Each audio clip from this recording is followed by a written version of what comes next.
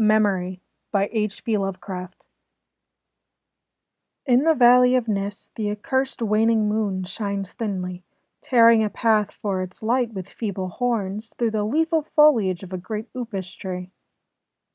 And within the depths of the valley, where the light reaches not, move forms not meet to be beheld. Rank is the herbage on each slope, where evil vines and creeping plants crawl amidst the stones of ruined palaces, twining tightly about broken columns and strange monoliths, and heaving up marble pavements laid by forgotten hands. And in trees that grow gigantic in crumbling courtyards leap little apes, while in and out of deep treasure vaults writhe poisoned serpents and scaly things without a name. Vast are the stones which sleep beneath coverlets of dank moss, and mighty were the walls from which they fell. For all time did their builders erect them, and in sooth they yet serve nobly, for beneath them the grey toad makes his habitation. At the very bottom of the valley lies the river Than, whose waters are slimy and filled with weeds.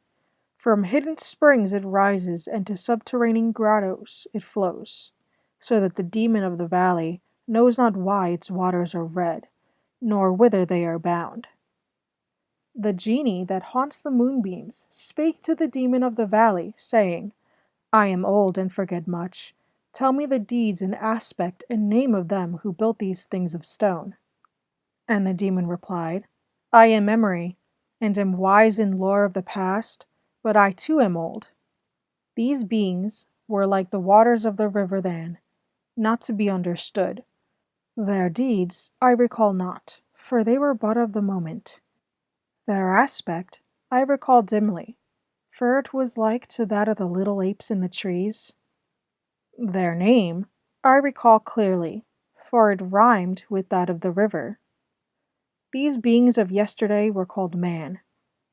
So the genie flew back to the thin-horned moon, and the demon looked intently at a little ape in a tree that grew in a crumbling courtyard. End of Memory.